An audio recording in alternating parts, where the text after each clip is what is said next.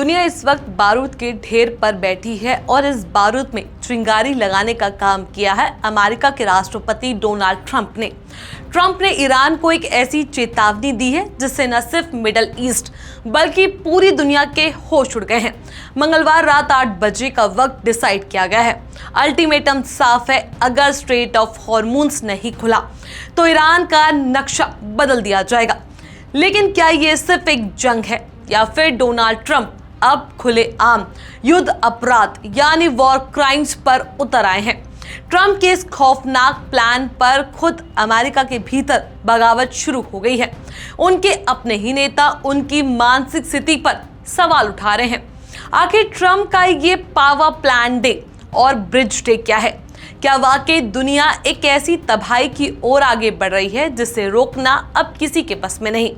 तो आज इन्हीं सवालों पर बात करेंगे हम इस वीडियो में। नमस्कार, मेरा नाम है चेष्टा नागर और आप देख रहे हैं the Hindi top. Donald Trump का गुस्सा इस बार 7वें आसमान पर है। उन्होंने सोशल मीडिया से लेकर व्हाइट हाउस के ईस्टर एग रोल कार्यक्रम तक हर जगह ईरान के खिलाफ जहर उगला है।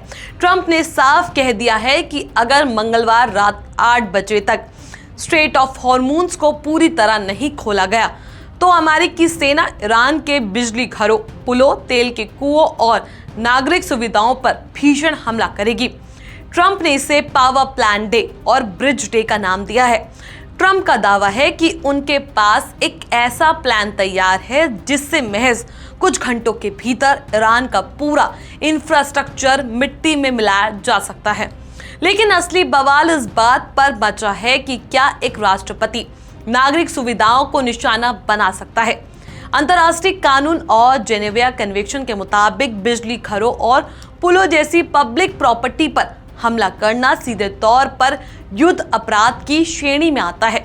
यही वजह है कि अमेरिका के दिग्गज अखबार बेनिया सैंडर्स जैसे डेमोक्रेटिक नेता ट्रंप की कड़ी निंदा कर रहे हैं। सैंडर्स ने तो यहां तक कह दिया है कि ट्रंप की मानसिक स्थिति ठीक नहीं है। खुद अमेरिकी अधिकारियों के बीच इस बात को लेकर डर है कि अगर उन्होंने ट्रंप के इन आदेशों का पालन किया तो ये अंतर्राष्ट्रीय अदालत में युद्ध अपराधी माने जाएंगे। लेकिन ट्रंप को इन कानूनों की कोई परवाह नहीं है। उन्होंने प्रेस से बेबाकी से कहा कि उन्हें युद्ध अपराध की चिंता नहीं है, क्योंकि उनके हिसाब से ईरान को परमाणु हथियार बना देना सबसे बड़ा अपराध है।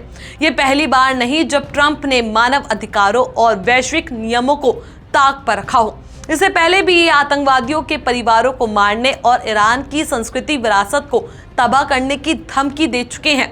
ट्रंप का तर्क है कि ईरान के लोग खुद इन हमलों का स्वागत करेंगे क्योंकि इससे उन्हें मौजूदा सरकार से आजादी मिलेगी। लेकिन हकीकत यह है कि अगर हमला हुआ तो लाखों आम नागरिक बिना बिजली, पानी और ट्रांसपोर्ट के तड़पने पर मजबूर हो जाएंगे। ईरान ने भी पलटवार करते हुए कहा कि ट्रंप को ईरान की ताकत का अंदाजा नहीं है और ये इस्लामाबाद समझौते से पीछे नहीं हटेंगे। ट्रंप बार बार डेडलाइन तय करते हैं और फिर उसे टाल देते हैं, जिससे दुनिया को लगता था कि ये सिर्फ दबाव बनाने की राजनीति है। लेकिन इस बार ट्रंप के तेवर और व्हाइट हाउस से आ रही खबरें कुछ और ही इशारा कर रही है। अगर वाकई मंगलवार रात को हमला होता है तो मिडल ईस्ट में एक ऐसा नर्क पैदा होगा जिसकी लपेटों से पूरी दुनिया नहीं बच पाएगी। जंग कभी किसी समस्या का हल नहीं होती, लेकिन जब सत्ता के शीर्ष पर बैठे लोग युद्ध अपराधों को अपनी रणनीति का हिस्सा बना ले तो समझ लीजिए कि इंसानियत खतरे में है। डोनाल्ड ट्रंप का ये अडल रुख अमेरिका को दुनिया की नजरों में विलन बना सकता है।